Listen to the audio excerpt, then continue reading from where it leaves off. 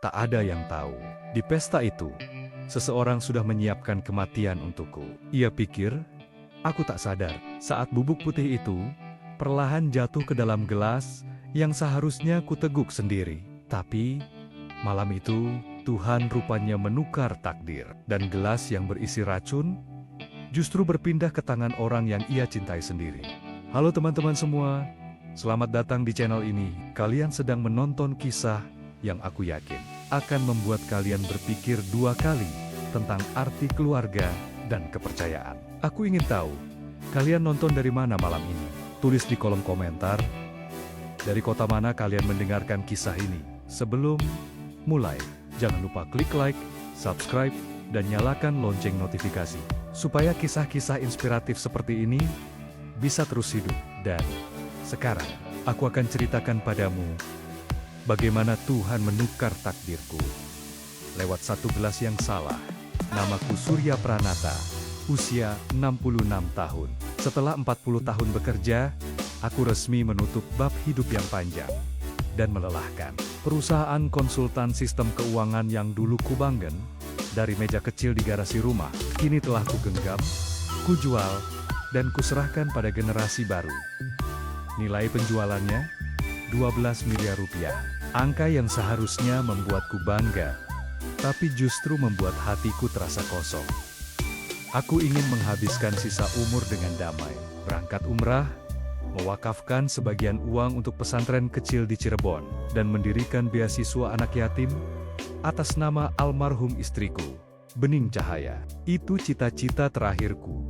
Sederhana, tapi tulus. Namun, ketenangan hidup kadang hanya bertahan sampai dering telepon pertama. Siang itu, Arman, anak tunggalku, datang bersama istrinya, Laras. Aku sempat tersenyum melihat mereka di gerbang.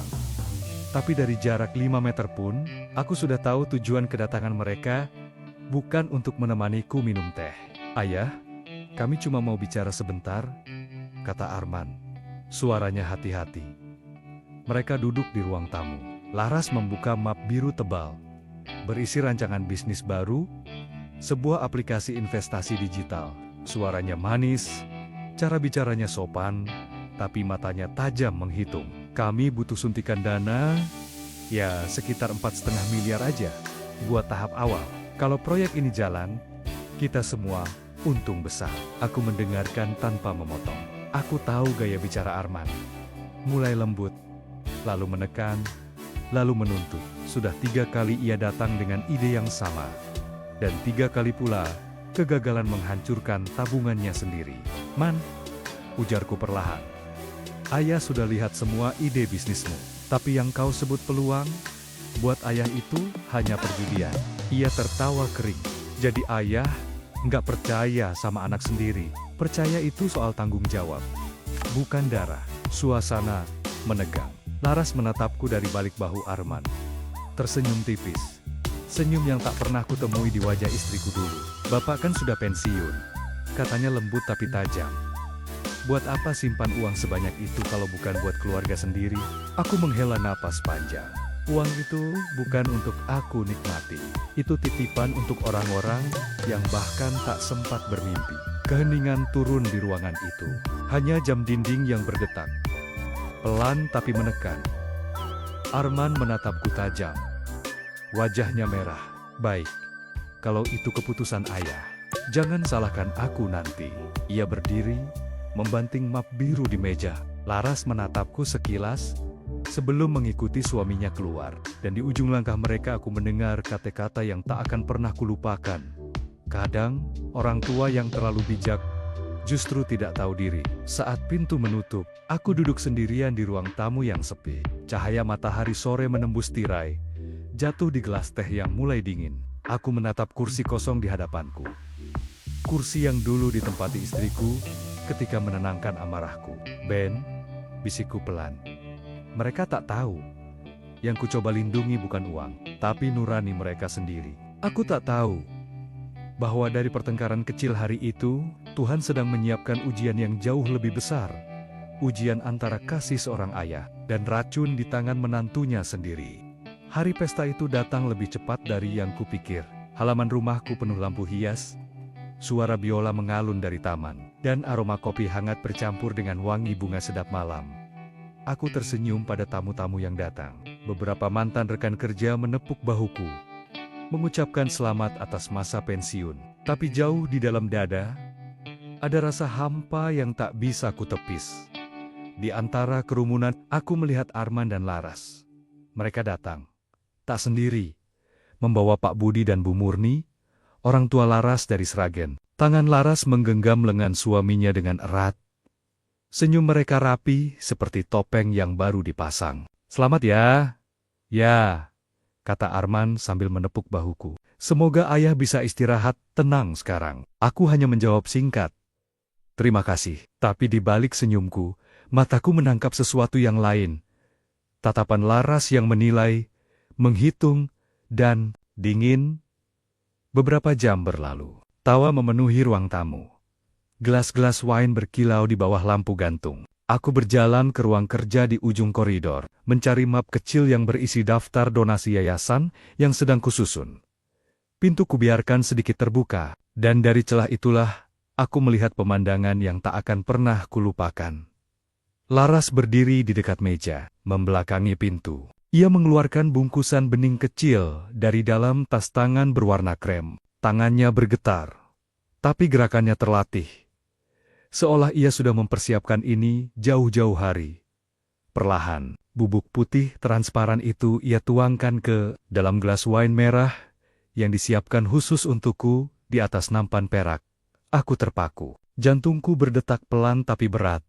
Setiap detak seperti menekan dinding dada. "Tuhan," bisikku tanpa suara. Aku mundur setengah langkah, menyandarkan tubuh pada kusen pintu agar tidak roboh oleh rasa muak dan kecewa. Aku tidak menjerit, tidak berlari, tidak menuduh. Aku hanya diam, memandangi perempuan yang dulu kucintai, karena membuat anakku bahagia. Kini berdiri di hadapan gelas yang ditakdirkan untuk membunuhku. Beberapa menit kemudian, aku kembali ke ruang pesta dengan wajah yang sama tenangnya seperti sebelumnya. Tak ada yang tahu apa yang baru kulihat, hanya Tuhan dan aku. Ketika Pak Budi berjalan ke toilet, aku berdiri, menatap meja tempat gelas-gelas wine itu disusun, dan entah dari mana datangnya keberanian itu, aku menukar gelasku dengan gelas milik Pak Budi. Hanya butuh 1 detik. Tapi di detik itu, seluruh kehidupanku berubah arah. Aku tahu, jika racun itu harus menelan korban malam ini, biarlah bukan aku yang memilih. Biarlah Tuhan yang menentukan siapa yang meminumnya. Di panggung kecil, pembawa acara memintaku memberi sambutan. Aku berjalan ke depan, menatap semua orang, dan di antara cahaya lampu, aku melihat Laras masih tersenyum, tanpa tahu bahwa takdir baru saja berbalik arah. Aku berdiri di tepi ruangan, suara tawa dan percakapan mengalun seperti gema jauh di dalam air. Semuanya samar, kecuali satu hal yang kini jelas, aku sedang berpesta bersama kematian. Di meja tengah, gelas merah itu berkilau di bawah cahaya lampu gantung. Sekilas tampak seperti simbol perayaan. Padahal di dalamnya mengalir niat busuk seseorang yang dulu kupanggil anak. Mataku tak pernah lepas dari Laras. Ia sibuk berbasa-basi dengan tamu, menyentuh lengan Arman, sesekali tersenyum manis. Seolah malam ini banner-banner malam bahagia bagi keluarga kami. Namun aku tahu, senyum itu menyembunyikan niat yang lebih tajam dari pisau dapur. Beberapa menit berlalu. Pak Budi, ayah Laras, bangkit dari kursinya dan berjalan ke toilet. Aku melihat kesempatan yang Tuhan berikan. Langkahku terasa pelan, tapi jantungku berdebar seperti genderang perang. Di tangan kanan, aku menggenggam mikrofon kecil, sementara tangan kiri menyentuh bibir gelas yang masih hangat karena baru disentuh seseorang. Satu gerakan cepat, hanya butuh sepersekian detik. Gelasku kutukar dengan gelas milik Pak Budi. Tidak ada yang melihat, tidak ada yang tahu, hanya aku dan Tuhan. Aku menatap gelas itu, cairannya tampak sama, merah, berkilau, menggoda. Hanya aku yang tahu, di dalamnya ada batas antara hidup dan mati. Bapak Surya, kami tunggu sambutannya. Ayo, bersulang dulu. Aku tersenyum kecil dan melangkah ke depan. Semua mata kini tertuju padaku. Arman dan Laras berdiri di sisi kiri, menggenggam tangan satu sama lain. Aku menatap mereka berdua dengan lembut. Bukan karena aku ingin membalas, tapi karena aku ingin melihat sampai sejauh mana Tuhan akan bekerja malam ini. Sebelum kita bersulang, ujarku perlahan ke mikrofon. Izinkan aku mengucapkan terima kasih. Hidupku panjang, penuh jatuh bangun. Tapi malam ini, aku bersyukur bisa berdiri di depan kalian semua. Beberapa tamu menepuk tangan. Aku melanjutkan. Suaraku tetap tenang, tapi aku juga ingin berkata jujur. Barusan aku melihat sesuatu yang seharusnya tidak pernah terjadi di rumah ini. Laras menegang. Tawa para tamu perlahan memudar. Arman memandangku, bingung. Aku tidak akan sebut nama, kataku pelan. Tapi aku tahu ada seseorang di sini yang ingin memastikan aku tidak melihat matahari esok pagi. Hening. Suara sendok yang jatuh ke piring terdengar seperti dentuman bom. Aku menatap langsung ke arah Laras, dan mungkin hanya Tuhan yang tahu siapa yang akan meneguk gelas yang salah malam ini. Laras tiba-tiba melangkah cepat menuju meja. Wajahnya pucat, tangan gemetar. Pak, itu nggak benar. Saya cuma mau. Belum sempat ia lanjutkan, tangannya menyentuh gelas yang kini sudah bukan milikku. Gelas milik ayahnya. Gelas itu terlepas dari genggamannya, jatuh menghantam lantai marmer. PRAANG. Pecahan kaca dan cairan merah menyebar seperti darah di bawah lampu pesta. Semua orang menjerit. Arman membeku. Pak Budi yang baru keluar dari toilet menatap pemandangan itu dengan wajah sepucat kertas. Laras, gelas itu bukan untukku kan? Katanya pelan. Tak ada jawaban. Laras menutup wajahnya dengan kedua tangan. Tubuhnya bergetar, dan di saat itu, aku tahu, kebenaran tidak butuh banyak kata. Kadang Tuhan cukup menjatuhkan satu gelas. Untuk menjatuhkan semua topeng, aku meletakkan mikrofon di meja. Semua mata menatapku, tapi aku hanya menunduk. Bukan karena menang, tapi karena hatiku patah oleh fakta bahwa kebencian bisa tumbuh dari darah daging sendiri. Malam ini, bisikku dalam hati, aku tidak kehilangan nyawa, tapi kehilangan anak.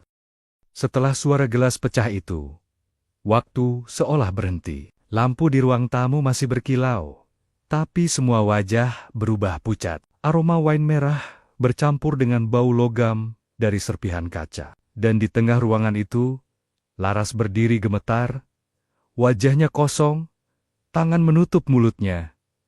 Aku menatapnya dalam diam, bukan dengan amarah, tapi dengan rasa kehilangan yang tak bisa dijelaskan. Perempuan yang dulu kukira bisa membawa kebahagiaan untuk anakku, malam ini justru hampir membawaku pada kematian. Pak Budi maju pelan. Langkahnya berat seperti orang yang baru sadar dari mimpi buruk. Laras, suaranya bergetar. Gelas itu bukan untuk aku kan? Laras tak menjawab. Matanya basah. Tapi bukan karena penyesalan. Lebih karena ketakutan. Aku cuma salah taruh. Aku nggak tahu apa-apa, Pak. Tapi suaranya pecah. Semua orang tahu. Tak ada kebohongan yang bisa berdiri di bawah cahaya sejelas itu. Aku mengambil mikrofon yang masih tergeletak di meja. Tanganku dingin, tapi suaraku tetap tenang. Tidak perlu menyangkal Laras. Aku tidak marah. Aku hanya ingin tahu, kenapa? Apa salahku? Sampai seseorang ingin melihat aku mati di hari pensiun? Laras menunduk, terisak. Arman maju, berusaha menenangkannya, tapi matanya sendiri gemetar. Ayah, ini salah paham. Laras cuma, aku menatapnya tajam. Kau tahu, Arman, kadang yang paling menyakitkan bukan racun di gelas, tapi racun di hati anak sendiri. Ruangan hening. Semua tamu menahan napas. Laras tiba-tiba berteriak, aku cuma ingin kau adil. Kami berdua capek hidup susah. Sementara kau simpan uang miliaran. Kau pikir gampang jadi istri dari orang yang terus dibandingkan sama ayahnya sendiri. Suaranya bergema di dinding ruang pesta. Semua orang memandangnya. Beberapa dengan iba, Sebagian lagi dengan jijik, aku mendekat, menatap wajahnya yang penuh air mata palsu itu. Uang itu bukan berkat kalau didapat dari niat yang kotor, Laras. Dan hari ini, Tuhan menunjukkan siapa yang sebenarnya kotor. Laras menggertakkan gigi. Ia menoleh ke Arman. Kamu diam saja? Bukankah ini semua rencana kita berdua? Arman terkejut. Wajahnya memucat. Apa? Apa maksudmu? Jangan pura-pura bodoh. Kamu tahu aku lakukan ini karena kamu yang minta. Suasana meledak. Beberapa tamu berteriak histeris. Yang lain menutup mulut tak percaya. Pak Budi menatap menantunya dengan wajah hancur. Sementara Bu Murni jatuh terduduk di kursi, menangis terseduh. Aku menarik napas dalam-dalam, mencoba menahan dada yang sesak. Cukup, aku tak ingin mendengar lagi. Kalian sudah menodai malam yang seharusnya penuh syukur. Aku menatap Arman lama. Aku memberimu segalanya sejak kecil. Bukan agar kau jadi kaya, tapi agar kau tahu arti cukup. Tapi rupanya, kau tak pernah cukup. Bahkan, untuk jadi anak yang jujur. Arman menunduk. Air matanya menetes. Tapi tak ada kata keluar. Laras menatapnya dengan tatapan penuh kebencian. Kamu pilih siapa sekarang? Aku? Atau dia? Pertanyaan itu menggantung lama di udara. Sampai akhirnya, Arman berbisik pelan. Aku cuma ingin semua ini selesai. Laras melepaskan tangannya, lalu menatapku dengan mata merah penuh dendam. Kau pikir kau menang malam ini, Pak Surya? Tunggu saja. Tuhan belum selesai menulismu. Ia berbalik dan pergi, menyeret langkahnya keluar rumah. Sementara Arman menyusul di belakang dengan wajah kehilangan arah, aku berdiri sendirian di tengah ruangan. Musik berhenti. Tamu-tamu membisu. Yang tersisa hanyalah bau wine, serpihan kaca, dan rasa getir yang menggantung di udara. Begitulah cara Tuhan menegur, pikirku dalam hati. Bukan lewat petir, tapi lewat gelas yang pecah. Malam itu, aku tidak hanya kehilangan kepercayaan pada menantuku, aku kehilangan sebagian dari anakku sendiri. Dan di tengah pesta yang berakhir dalam kekacauan, aku sadar bahwa cinta seorang ayah kadang harus mati dulu, sebelum bisa dilahirkan kembali lewat kesadaran. Sudah 3 hari berlalu sejak malam itu. Rumah yang biasanya terasa hangat, kini seperti makam yang berdiri megah. Tidak ada tawa, tidak ada langkah kaki Arman yang dulu riuh setiap pagi. Hanya sepi, dan sisa rasa getir yang menempel di dinding ruang tamu. Aku duduk di kursi rotan, menghadap taman belakang. Di hadapanku, secangkir kopi hitam mulai mendingin. Seperti hatiku, aku menatapnya lama, mencoba meneguk ketenangan yang tak kunjung datang. Tuhan, apakah aku sudah jadi ayah yang gagal? Pertanyaan itu terus menggema di kepalaku. Bukan karena aku ingin jawaban, tapi karena aku masih berharap bahwa semua yang terjadi hanyalah mimpi buruk yang bisa kuhapus saat aku bangun nanti. Namun harapan itu lenyap begitu bel berbunyi. Seorang lelaki muda berdiri di depan pagar. Wajahnya kukenal. Bagas, mantan staf Arman yang dulu bekerja di proyek startup terakhirnya. Ia menunduk sopan. Maaf, Pak Surya. Saya cuma ingin menyerahkan sesuatu. Ia mengeluarkan flash disk kecil dan surat putih terlipat rapi. Tangannya bergetar. Saya tahu saya salah diam selama ini, Pak. Tapi setelah lihat apa yang terjadi malam itu, saya nggak bisa tenang. Aku menatapnya heran. Apa ini? Rekaman, Pak. Percakapan Bu Laras dan Mas Arman, waktu mereka rencanain semuanya. Laras, pastikan ayahmu minum gelas itu. Setelah itu, semua aman. Kita dapat semua, Man. Arman, kamu yakin dosisnya cukup? Laras, cukup. Setelah ini, aku yang urus legal. Kamu tinggal tanda tangan aja. Suara itu menusuk telingaku, seperti pisau yang menembus lambat. Tiap kata terasa seperti racun baru yang menetes ke dalam dada. Anakku sendiri, bukan hanya tahu, tapi menyetujui. Aku menutup laptop, menatap langit-langit yang mulai redup. Air mataku tak turun, bukan karena tak sedih, tapi karena rasanya sudah lewat dari sekadar menangis. Hanya ada ruang kosong di dada, seperti rumah tua yang ditinggalkan pemiliknya. Sore itu, Pak Budi datang membawa surat. Matanya sembab. Pak Surya, saya minta maaf. Saya baru tahu semuanya. Ia menyerahkan amplop coklat. Di dalamnya, terdapat salinan surat penolakan warisan yang ditandatangani Arman 2 bulan lalu, surat yang disiapkan Laras untuk memastikan seluruh harta jatuh ke tangannya seorang diri. Saya temukan ini di kamar Laras setelah kejadian malam itu. Katanya pelan. Dia sudah rencanakan semuanya. Pak, anak saya, bukan cuma hilaf, dia licik. Aku menatap kertas itu lama. Tulisan tangan Arman di bawah tanda tangan Laras terlihat jelas.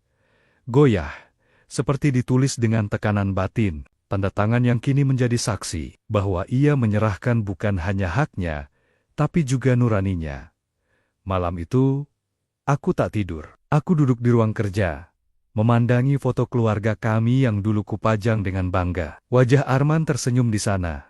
Masih muda, polos, penuh cita-cita. Aku ingat waktu kecil, ia sering memelukku dan berkata, "Ayah jangan pernah tua ya."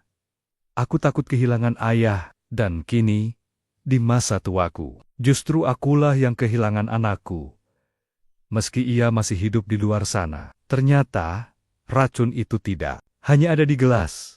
Ben, kataku pelan sambil menatap foto istriku. Kadang racun itu lahir dari rasa iri, dari cinta yang berubah jadi tamak, dan mungkin inilah cara Tuhan mengingatkanku bahwa kasih sayang juga harus punya batas. Aku menatap keluar jendela, ke taman kecil tempat istriku dulu menanam bunga melati. Beberapa kuntum masih mekar, putih bersih, seolah tak tahu betapa kotor dunia ini bisa jadi. Dan di tengah keheningan itu, aku akhirnya memutuskan sesuatu. Mulai besok, semua hak waris Arman akan dicabut. Bukan karena aku ingin menghukum, tapi karena aku ingin dia belajar bagaimana rasanya hidup tanpa apapun, selain tanggung jawabnya sendiri. Aku tahu, banyak orang bilang balas dendam terbaik adalah penyesalan. Tapi aku tidak ingin membalas. Aku hanya ingin melihat keadilan bekerja dengan caranya sendiri. Dan malam itu, untuk pertama kalinya, sejak pesta itu berakhir, aku merasa Tuhan sedang menulis ulang naskah hidupku, bukan dengan amarah, tapi dengan pengertian yang lahir dari luka. Sudah 6 bulan sejak malam itu, rumahku tak lagi ramai. Tapi entah kenapa, keheningan kini terasa seperti teman, bukan kutukan. Setiap pagi, aku duduk di beranda, menatap langit yang perlahan berubah warna. Kopi hangat di tangan kanan, tasbih di tangan kiri. Aku belajar bersyukur, bukan karena keadaan membaik, tapi karena aku masih bisa memilih untuk tidak membenci. Sejak hari aku mencabut hak waris Arman, aku tak pernah melihatnya lagi. Ia pergi bersama Laras. Dan kabar terakhir yang kudengar, mereka kehilangan segalanya dalam hitungan bulan. Bisnis baru mereka gagal, rumah disita, mobil dijual. Dan suatu hari, tetanggaku yang bekerja di bandara berkata, "Pak, Bu Laras itu kabarnya kabur ke Malaysia." Aku hanya mengangguk. Aku tidak kaget. Dari awal, aku tahu orang yang hidup dengan menipu tidak akan pernah punya tempat untuk pulang. Sementara itu, aku memilih jalan lain. Aku mulai menjalankan rencana lama yang dulu selalu kutunda karena kesibukan dunia, mendirikan Yayasan Cahaya Bening, mengambil nama dari istriku yang dulu selalu jadi cahaya dalam gelap pikiranku. Yayasan itu kecil, tapi tumbuh cepat. Kami memberi beasiswa bagi anak yatim, mengajarkan ibu-ibu janda cara mengelola usaha kecil, dan membangun program literasi keuangan di desa. Setiap kali aku melihat anak-anak itu tersenyum, aku merasa, mungkin Tuhan memang harus menghancurkan dulu sesuatu di dalam diriku, agar aku bisa paham makna memberi tanpa pamrih.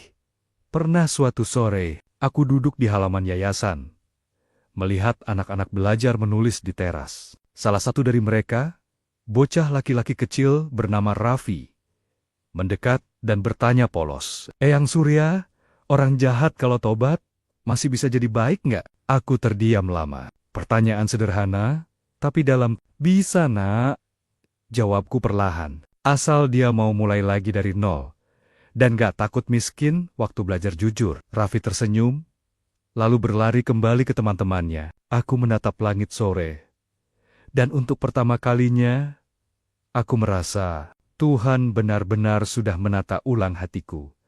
Lalu, suatu hari, tepat setahun setelah semua terjadi, pintu gerbang rumahku diketuk. Aku membuka, dan di sana berdiri seorang pria kurus dengan wajah lelah.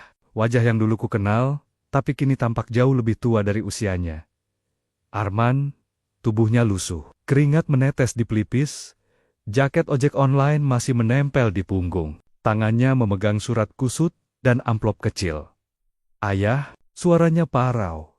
Saya nggak punya hak minta maaf. Tapi saya tetap mau mencoba. Ia menyerahkan surat itu. Tulisan tangannya bergetar.